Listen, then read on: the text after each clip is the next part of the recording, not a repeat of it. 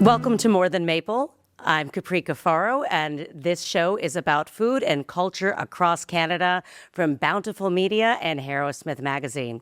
Now, anyone that has followed me and my work over the last several years as I talk about culture across North America, you know that I believe that it's critical and absolutely imperative to include Indigenous voices in all of the work that we do. We cannot tell a story about North America without including our Indigenous brothers and sisters. So I'm very excited to welcome back Chef Tammy Maki to the program. Now, Chef Tammy was on an earlier iteration of More Than Maple when it was just a limited series as part of my show Eat Your Heartland Out on Sirius XM Radio and the Heritage Radio Network. Chef Tammy has been kind enough to return. I didn't scare her away the last time to talk to me this time. So just a reminder about Chef Tammy. She is the owner of, and I hope I'm getting this right, and correct me if I'm wrong in a minute, but the owner of Wonagi, and she is also a distinguished Red Seal pastry chef and of the Nakota, Sioux, and Cree nations, as well as of German descent. So she's here today to talk a little bit about her special event called The Dinners, being held this fall in Saskatchewan. So, and whatever else we get up to today, because I know Chef Tammy and I, when we get together, we like to talk. Chef Tammy, welcome back to More Than Maple. Well, thank you so much for having me back. It was awesome to hear from you again. So thank you for allowing me on here and to, present my newest venture to you and to your audience. It's always appreciated. Did you want me to just jump right in? Yeah, let's do it. Let's talk about the dinners. Tell us where it came from, how it was, what inspired it, and what's going to happen there. So I know I talked kind of vaguely about it the last time you and I were nattering at each other, and that was a couple of years ago. And it was in my head for a very long time. I knew that I really wanted to get to the very heart of food and the industry that we're in. You'll have to excuse my dog will walk back and forth while I'm doing this, so he just wants attention, but anyways. Perfectly fine. We love dogs on this show. So I just moved back to, well, not back to, I just moved to Saskatchewan, where my First Nation is, because I'm 60 Scoop. So those of you who don't understand what 60 Scoop is, I was removed from my mother's care and placed into foster care and then adopted out into a non-Indigenous family. So I came back a couple of years ago looking to reconnect with my roots, my family that I've never known. And it was eye-opening and beautiful, and oh my God, I felt it in my very core that this is where I needed to be. And then I did have another business previous to this, but I lost my daughter during that business just 3 years ago now. She passed away. And that was kind of the catalyst for me to finally say, okay, it's time for me to restart and grow everything from our very bloodline, from our roots, and opening a new business on my First Nation of White Bear in Saskatchewan here was definitely something that I wanted to do. So yeah, you did very good with the pronunciation. It's Wonagi, Culinary and Consulting. Wonagi is the Lakota term for the actual spiritual essence of food. So when I talk about things, I'm very passionate about the things that I do and the things that I learn. And because I'm at that age, I really want to, I want to share knowledge, and I want people to understand on a deeper level, not just on a passing level. And, that serves its purpose as well. But for those that really want to delve into things, I'm hoping that this is the event that will allow them to do so. So I've set up the dinners on White Bear First Nation. And it is, you can view it on my website at www.wonagi.ca,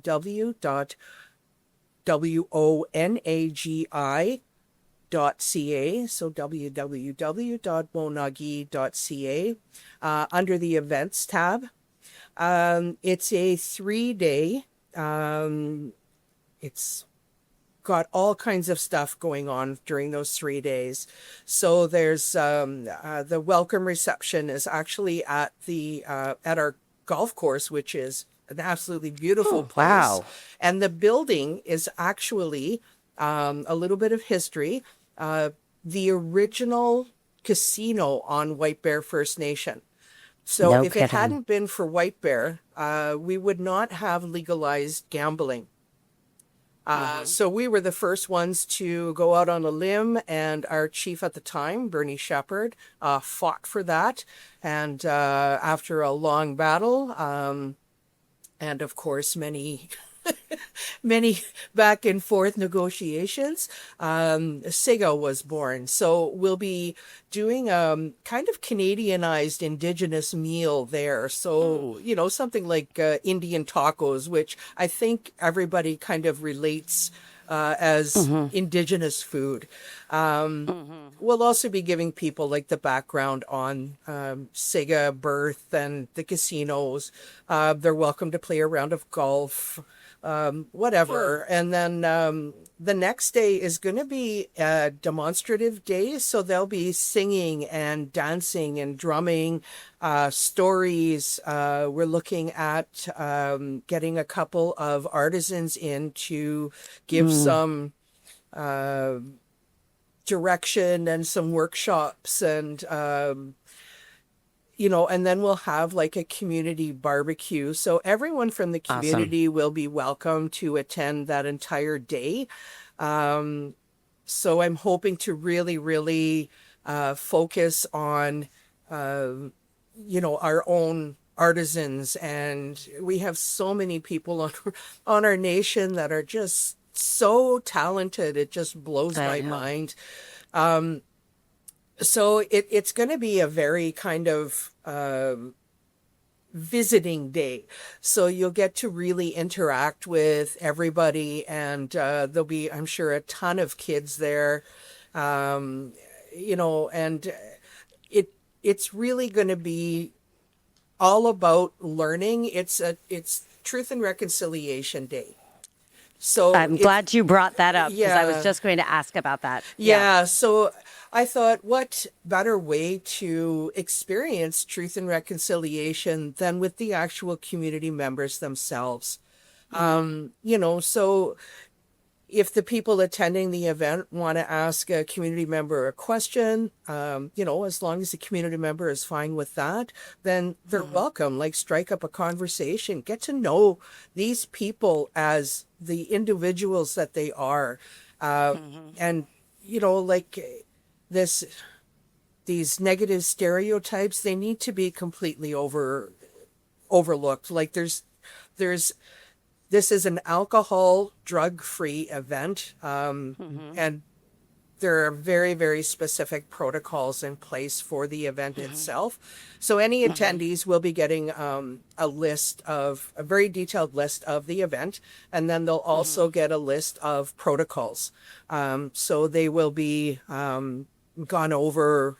I'll have to work with the elders and our community leaders as to what is acceptable during this. So, you know, there'll be some ceremony that won't be able to be recorded, and some people won't want to be, you know, have their picture taken or have their, you know, conversations, you know, taken down. So that is up to each individual. And that's just how it is. And we have to respect that. There will be prayers throughout, you know, so we will have a mistress of ceremonies, I'm going to say. And she is my sister, Carrie Sparvier. And she is our two-spirited person. She worked for the Canadian Navy for over 25 years. Wow. She was a recruiter. She is engaging and funny, and you can't miss her because I think she's about 6'3" or so. But she's a big, beautiful, vociferous woman. So, it's a very safe space that we create on our First Nation, so anybody can attend. So the second day is going to be hopefully beautiful weather, but we'll have a big tent if not. And then the third day, I'm hoping to do a foraging walk with everyone. I will personally be doing it. I will look for a knowledge keeper to do that. Yeah. Have some people out foraging. It will not be for medicines. I do not believe in monetizing ceremony or medicines. Yeah. So, she might be or he might be pointing out, like, yes, that's sweetgrass or yes, that's sage, but we won't be picking that. We would, we'll see what's available at that time of year. I don't know what Mother Nature has in store for us, but I'm hoping whatever they pick, they can bring back and make some tea with and sit down and have a conversation with the knowledge keeper and ask questions. And then about 3 or 4 that afternoon, the dinners will start. So I am very lucky that I have a food sovereignty partner with the R.S.E Institute at the University of Guelph. They're wonderful, wonderful people. Oh. I had a chance to go out and spend some time at the R.S.E Food Institute at the University of Guelph, and congratulations for having them on board as a partner, because that really is great. So what is their role in the dinners? So I asked them because I really wanted to look at Indigenous foodways and rural foodways. There is a very, very common misconception. And I lived in Ontario most of my life. My understanding of availability of food is completely different to what it is. So I had the honor of being on a panel at one of the R.S.E summits, and my mind was blown by how much they care and how much work they put into this part of who we are, and food, the world around. And I thought, oh my goodness, wouldn't it be awesome if, they came and they took a look at, Indigenous and rural settings away from Ontario, because it is completely different when you're looking at, I think, rural places like, the outskirts of Guelph or something, right? You still have access, but here it's just like, it's 2 hours to Regina, or, it's 15 minutes down to from our First Nation to a co-op store kind of thing. So it's a little bit different here. So R.S.E was, first and foremost in my mind, after asking Chef Jenni Lessard to be my invited co-host. Tell our listeners who may not know, I don't know how it's possible, but folks who are not familiar with Chef Jenni Lessard, who I actually just got to see on a panel for the first time ever, but tell folks who she is if they're not familiar. So Chef Jenni is like the epitome of a Saskatchewan Métis chef. She just, oh my God, she's just such a beautiful human being to start with. So positive, and her interactions with her clients and her teaching skill with students and people that just want to learn. And like we spoke well, I spoke on a panel, and she was the, I guess the head of it. I can't remember what they were called, anyways. But that's kind of when we met. So that was it was less than 3 years ago, but we have stayed in touch. And I really wanted her to come and bring the Métis aspect of Saskatchewan to this, because our Saskatchewan is the homeland of the Métis. So, Red River Valley Métis, this is like our swath is their swath, Yes. so I think in order to have complete recognition of all of the Indigenous groups that are here, it wouldn't make sense to not have Métis included. Absolutely. And I could think Sure. of no one else better to represent that than Chef Jenni. So I'm really looking forward to seeing the Métis side. I haven't been able to experience that being in Ontario. Yeah. True Métis. So again, the whole catch line of authentic Indigenous, that's, super, super important to both of us. Yeah. So the last day is a dinner that is specifically curated from Chef Jenni and myself. It's a multi-course meal. I'm not going to tell you the menu yet, but No way. I can say that our featured protein for the entirety of the event is bison. So it's my favorite protein by far. I would eat that over anything, and I often do. And, there'll be a lot of ingredients, I think, that people haven't thought about before, or they have thought about, but they don't quite understand how to, how to go about gathering them, in a respectful way, for sure. Yeah. How do you hope folks, if people that come, or those that start to learn about this, what do you hope they come away with? Let's talk first maybe about the utilization of these other ingredients, because obviously there's an entire cultural, component to all of this, and having those conversations with First Nations, Métis, et cetera. But, when you were talking about, well, people might get introduced to ingredients they may have not thought about, or maybe not thought about in a specific way. What do you hope people will come away with when they're introduced to these types of different foods at the dinners? Well, I'd like people to, really appreciate what surrounds them. That there are issues accessing, some ingredients and some foods, but there are some ingredients and some foods that are like everywhere that people don't utilize or appreciate or, know that they're even there. I think one of my favorite examples is pineapple weed.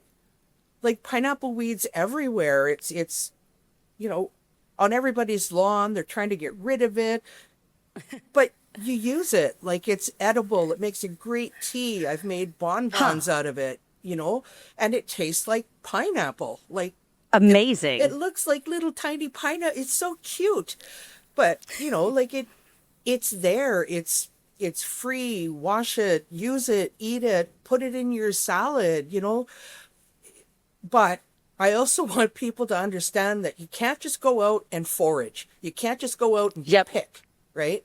So there should always be a protocol when you're doing it. And you should always be with somebody that actually knows what they're doing.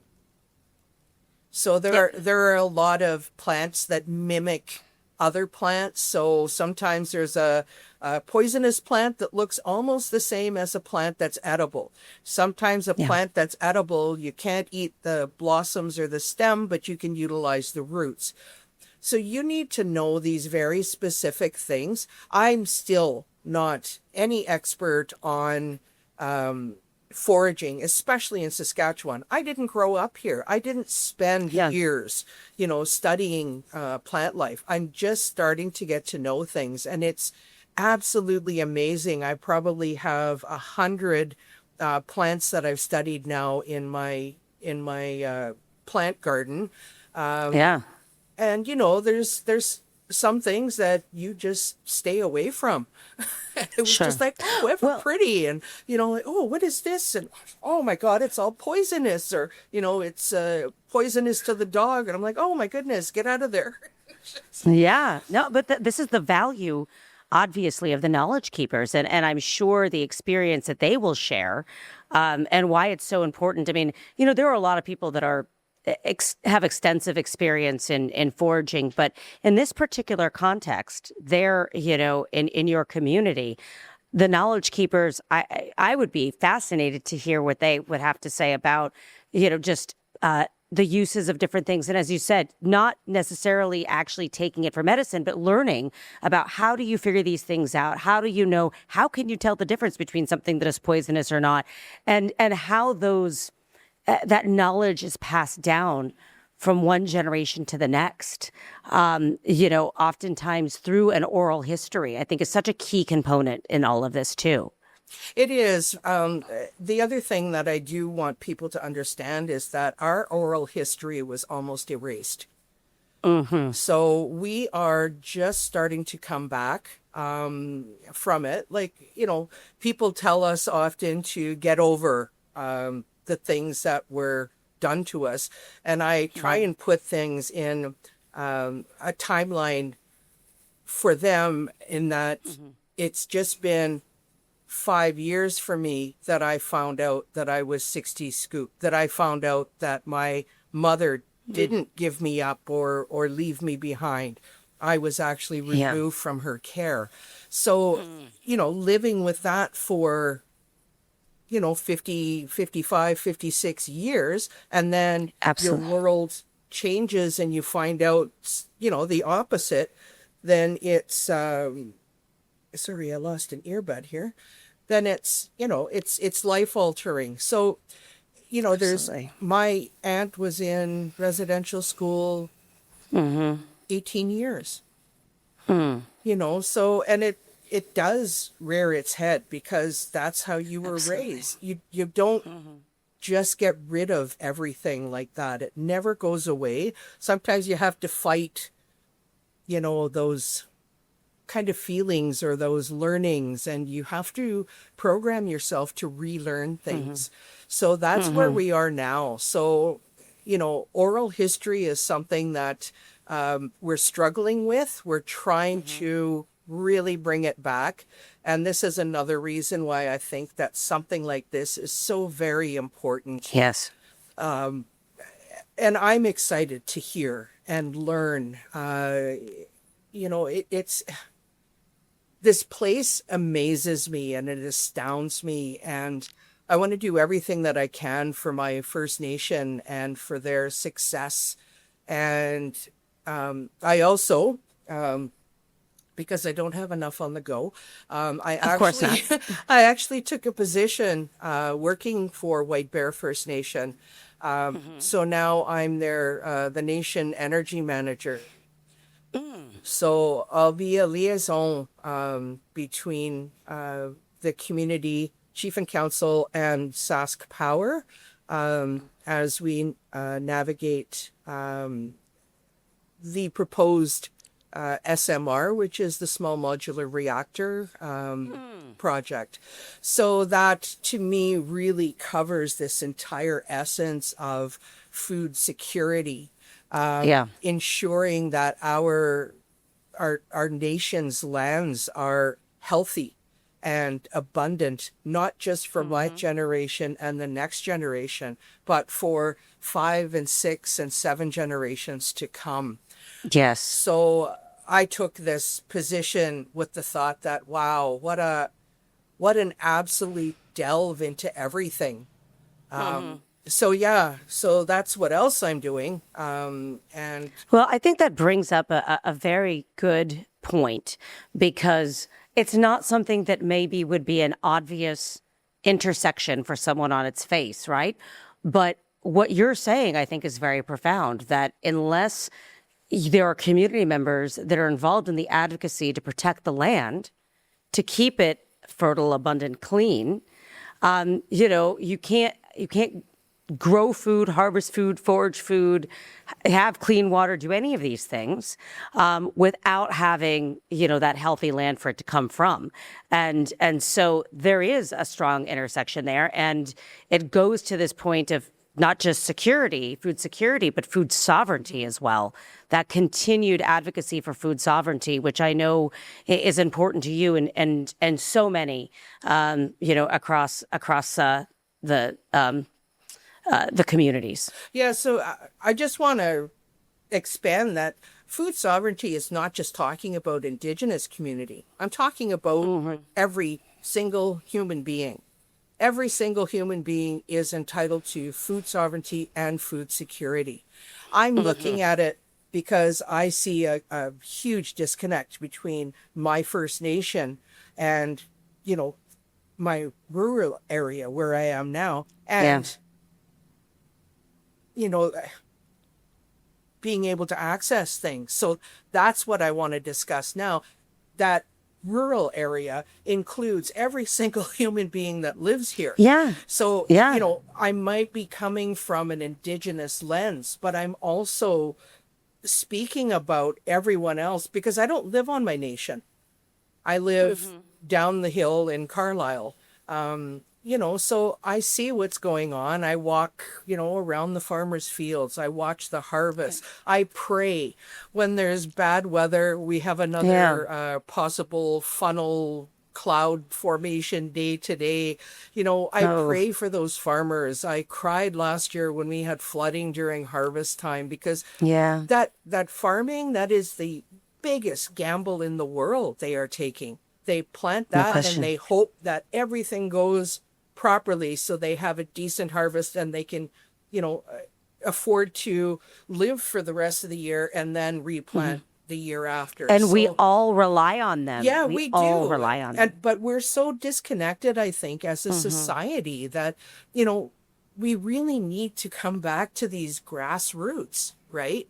Yes. So I'm so excited that I get to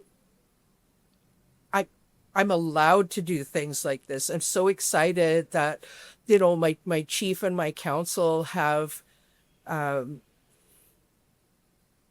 they're allowing me the opportunity to do this on my First Nation. So I really, really hope that the dinners draws in some people that are very interested and really open to learning and then taking that knowledge and actually applying it in some positive way. Yes. Right? So it's the old thing of, paying it forward almost. So yeah, I'd like to see it, I don't know, just become part of a bigger picture and a bigger piece of everybody's everyday life. Yeah. So yeah, that's I get so excited thinking about it, and I'm just like, I know. There's so much to do, but I can barely wait for it to be here because I think it's just going to be like the learning opportunity of a lifetime for me. And I wanted to ask you, just as I'm listening to you, and obviously we've talked a number of times, I know how excited, I know how passionate you are, but as you just shared with our listeners and viewers, and, you've only just really found out about parts of this recently. You've only recently found your way back home, so to speak, to your First Nation. Growing up in Ontario for most of your life, and now there in Saskatchewan, this has to be I want to understand the impact and the meaning this has for you as someone who has just now reconnected with their First Nation community, but then at the same time as building something to amplify that voice and connect it and share that knowledge with a wider community, with whomever is willing to come to the table, literally and figuratively. Yeah. That's massive. That's massive that you've gone from learning yourself to then being the person paying it forward. That's what gives me goosebumps. I never really thought of it like that. I always have thought of myself as just on this massive learning journey. Every single part of my career has been based on where am I going to garner the most knowledge? Where am I going to intake all of these little pieces and parts that really make this whole? When I first started in my chef's career, it was like, oh, I'm going to be the best at everything that I do, even if it's laying out frozen cookies on a sheet pan. I don't care. Yeah. Those cookies are going to be baked perfectly every time. They're going to be, the proper shape. They're going to be presented beautifully. So I think if you take that into your life, things happen in life that you certainly don't plan for. And Amen. you can either let it adversely affect you and honestly, like, my daughter's passing was massive. My finding out that, my mother didn't give me up was just mind-blowing. So it's either going to affect me negatively and I'm going to, like, drown in that mire, or I'm going to find a way to work within that and maybe help somebody that's been in the same predicament, or look at another way to pull myself out of that. So really immersing myself in culture was super important to me, even in Raven Rising. Before I knew all of this stuff, I was doing... And this is your chocolate business for folks that are not familiar. It was my chocolate business, but I was focusing on global Indigenous because I felt that I'd always had a foot in both worlds, as a non-Indigenous person and as an Indigenous person. And I wanted to share those stories from everywhere. And there's just so much commonality. And then closing that and opening Wonagi. Wonagi is this almost like precise business. And it's still a business that I'm learning in, right? It's not something... A business doesn't have to be set in stone unless you want it to be. It can grow with you. It can flow. It can change directions. And I want this business to, I guess maybe to me, to prove that it is an integral part of my learning, but also, to help other people's learning. It's also, I think, important to show, the outside world that there's all kinds of economic development on First Nations that we're doing ourselves. I haven't gotten any funding from anybody for Wonagi, and that's fine. I'm not going into that space anymore. What I want to do is, I don't want to be rich from it. I want to enrich my community with it. There's a difference. I love that. So, yeah, I might not have answered your question. I think I kind of danced around it a little bit, but no, you're sharing organically, and I I think that what I'm hearing here is that, again, I think you're on this journey yourself, but you're welcoming others with you on it, to learn alongside you as you learn and you grow. Because as you just said, you want to enrich others. And that's what I get from this. You want to enrich others, and you're welcoming us on this journey along with you. And I feel very fortunate to, have talked to you a number of times, learn from you every time. The dinners is going to be an incredible thing to experience. Hopefully I will be able to make it out. But for anyone who goes, it sounds like it's going to be memorable and impactful, and something that I think everyone will walk away carrying something special with them away. Is there anything that you want to share with our listeners and viewers before we wrap up? Just that if they're at all interested in attending, I think that, I do have an overall goal for, this vision. The dinners is kind of like the start to it, but I would like to see a trades training facility built on my First Nation. I love that. And I would really, really like to see the culinary arts represented within that trades training.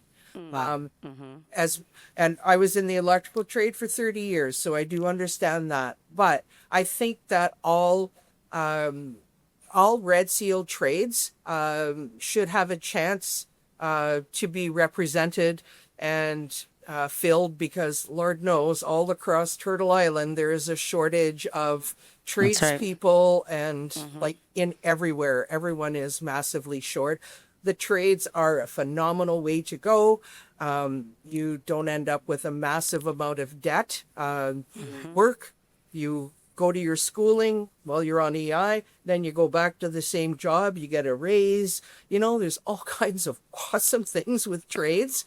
So yeah, I'm hoping to really bring steam into this as well. So yeah, just another little part of what it is that I'd like to do. And if you talk to me in 30 days, I'll probably have, more ideas on what I do. I really hope to see you at the event, because as much as we've spoken, we've never actually met. And I would love to be able to meet you and cook for you and have a cup of tea with you. Same. It would be a real honor, and I think we're going to be able to make it out there in September and join you. And hopefully, I'll be able to share my experiences, about my time there with you. Obviously, respecting all of the, criteria and everything that you all are outlining for us that are going to be joining there on the First Nation, adhering to all those protocols, but hopefully be able to share the knowledge that I learn there from you and your colleagues. This has been so fun as always. Chef Tammy Maki, thank you for joining More Than Maple. And listen to my listeners and viewers, if you want to hear more of Chef Tammy's story, you can go back into my other show, Eat Your Heartland Out archives. It's episode 56 from March of 2025. So it's part of our That More Than Maple series under Eat Your Heartland Out. And it's called Indigenous Voices, Finding Indigenous Identity in Food. And Chef Tammy Maki is one of our guests on that episode. You can hear so much more about her story that has led her to where we are today in this conversation. So thank you again for listening. Thanks for joining More Than Maple. Thank you so much. Take care. More Than Maple is a production of Bountiful Media North America for Harrowsmith magazine. It's researched, written, and hosted by me, Capri Cafaro. Recorded at That Toronto Podcast Studio in Toronto, Ontario, with technical support and post-production by 115 Creative.